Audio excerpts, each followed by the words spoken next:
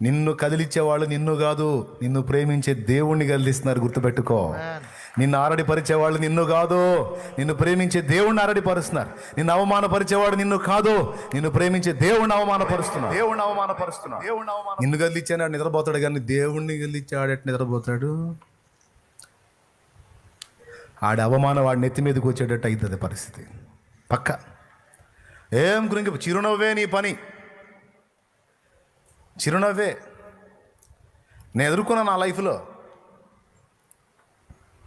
చిరునవ్వులు నవ్వారు కొంతమంది నన్ను చూసి అని. మొత్తం వివరంగా చెప్పనులే.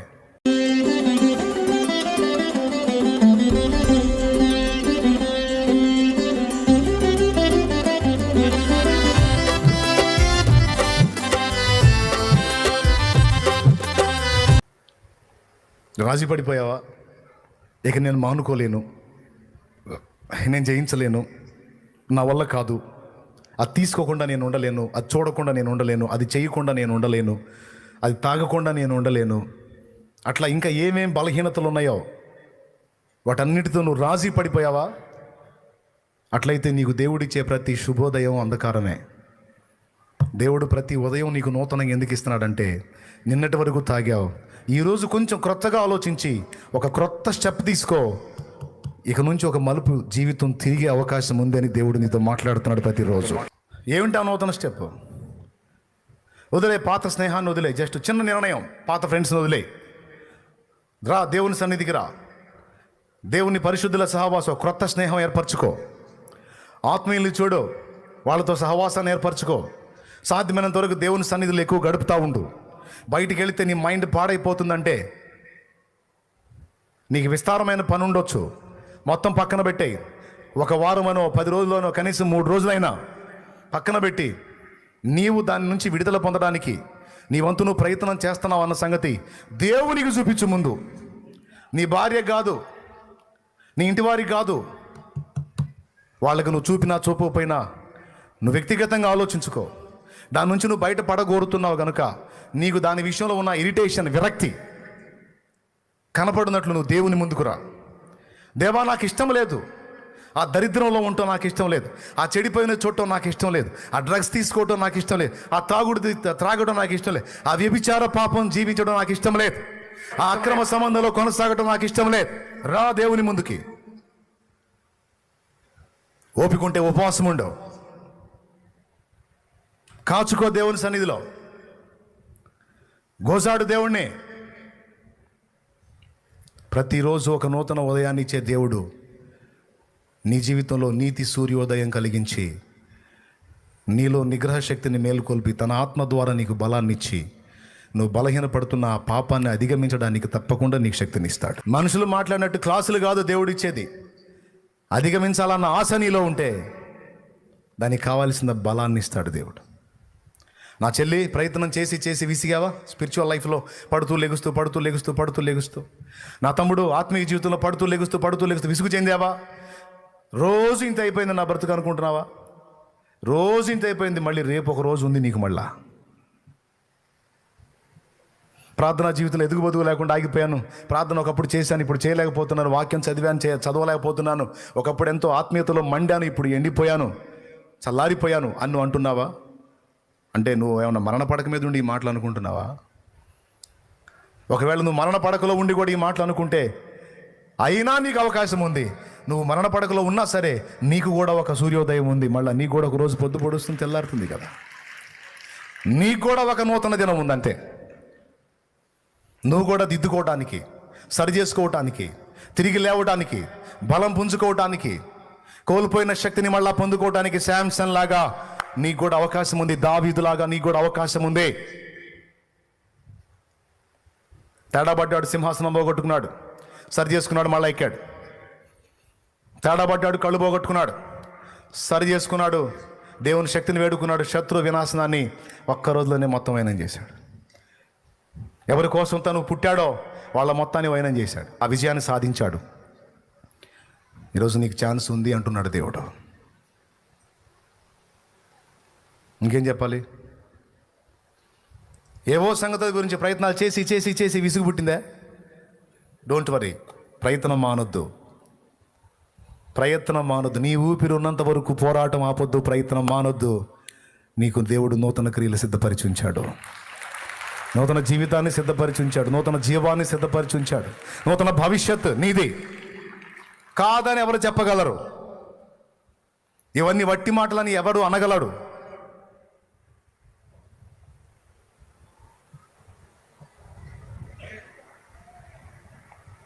మోడైపోయింది నా జీవితం ఎందుకు అనుకుంటున్నట్లా? మోడైనా కీడైనా మోడును చిగురింపజేసి కీడును మేలుగా మార్చే ఆయన ఉన్నాడు కదా. చచ్చిపోతే పోయిద్ది, ఇక నా బతుకు సావే కరెక్ట్. ఇక లేదు నాకు నిరీక్షణ, ఇక లేదు నాకు అవకాశం, చావే. ఎవడు చెప్పాడు నీకు? అవమానాలా? రాని, అవకాశం ఇవ్వు, అవమానాలు రాని.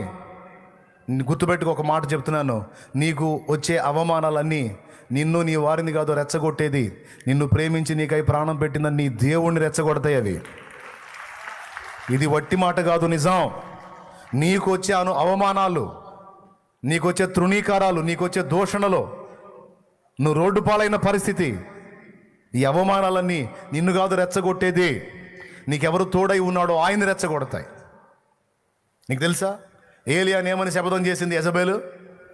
రేపు ఈ టైం కల్లా నా ప్రవక్తల్ని చంపాడు కనుక ఈ ఏలియా అనే వాడి ప్రాణం వాళ్ళలో ఒకని ప్రాణం వంటి వానిగా నేను చేయకపోతే, ప్రాణం వంటి దానిగా చేయకపోతే నాకు గొప్ప అపాయం, గొప్ప కీడు కలగాలని ఆమె కోరుకుంది యెజబెలు.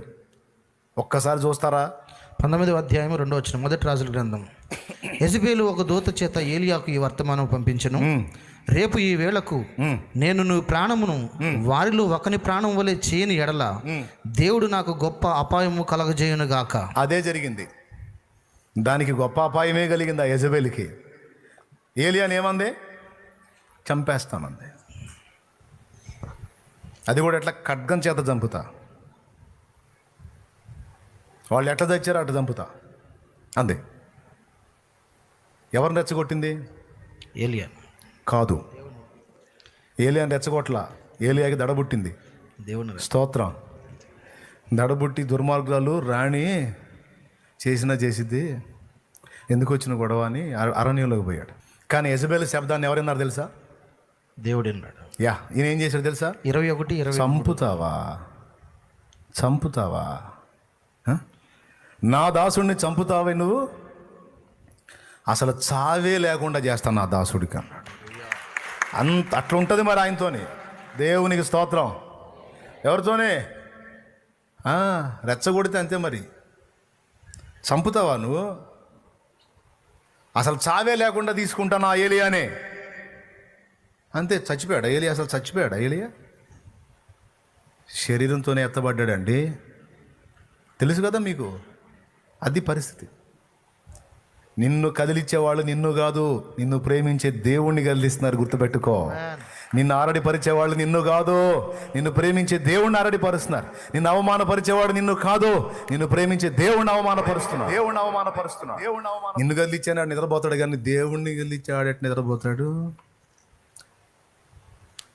ఆడి అవమానం వాడి నెత్తి మీదకి వచ్చేటట్టు అవుతుంది పరిస్థితి. పక్క ఏం కృంగి చిరునవ్వే నీ పని, చిరునవ్వే. నేను ఎదుర్కొన్నా నా లైఫ్లో.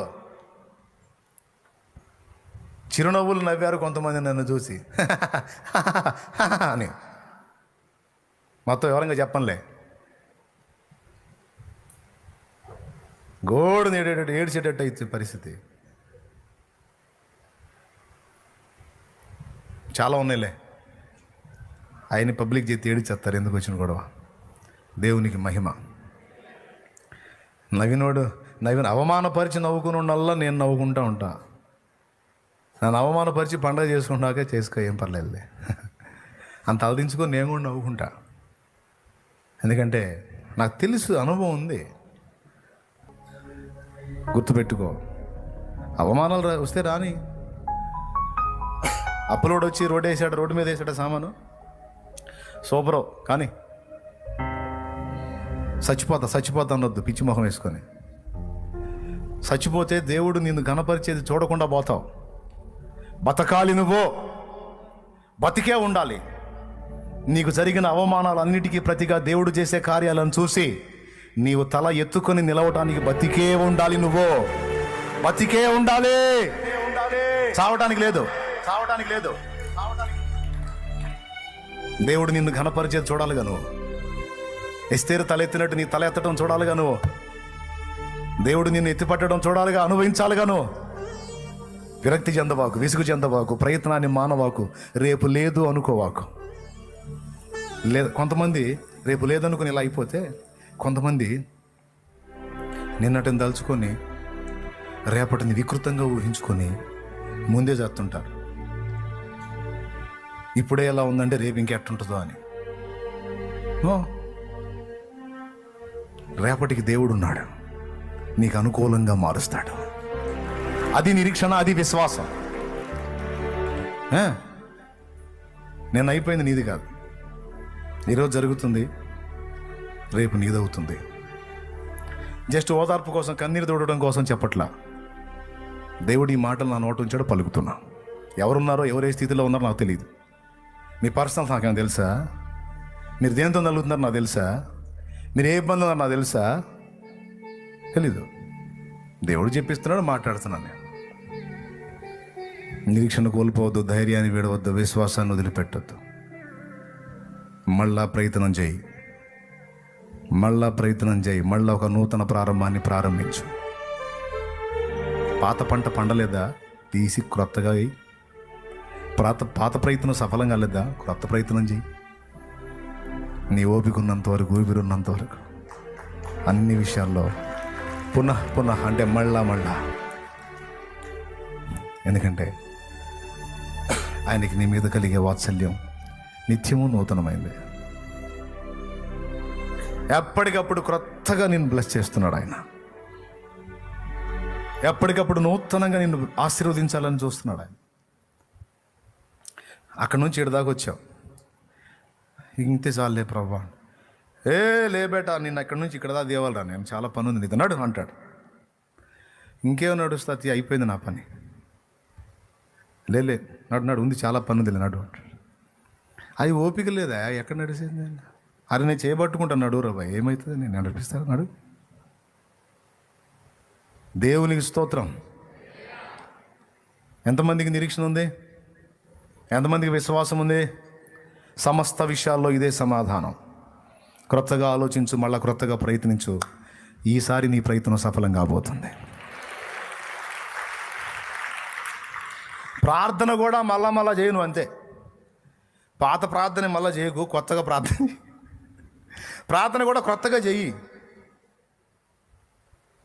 నేను చెబుతుంది రైట్ మాటే. అన్న ఎప్పుడు ఎట్లా చేసిందో తెలియదు, కానీ ఆ సంవత్సరం మాత్రం ఒక డిఫరెంట్ ప్రేయర్ ఆ రోజు మాటలే లేవు, కానీ మూలుగులే ఉన్నాయి. ఏడుపులు మూలుగులే ఉన్నాయి, ఇక మాటలు లేవు.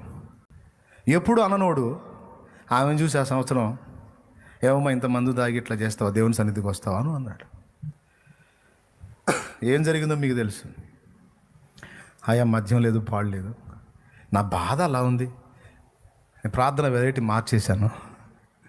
మూలుగులతో నా హృదయం యెహోవా సన్నిధిని కుమ్మరించుకుంటున్నాను. ఏడుపు తప్ప నాకేం మిగలలేదు, అందుకని నేను గోజాడుకుంటున్నాను. అర్రే అయితే పో, దేవుడు ఈసారి నీకు బిడ్డనిస్తాడు పో అన్నాడు. ఏం ప్రార్థన చేసిందండి, ఎప్పుడేం చేసిందో తెలియదు. ఈసారి మాత్రం నీవు నాకు ఒక మగ పిల్లను దయచేసిన ఎడలా వాడు పావులు విడిచేంతవరకు నా దగ్గర ఉంచుకుంటాను, పావులు విడవగానే వాడిని తెచ్చి నీ సన్నిధిలో ఇచ్చేస్తాను, నాకివ్వు అమ్మా అని నన్ను అనిపించు, నీకు ఇచ్చేస్తా పోవాడిని.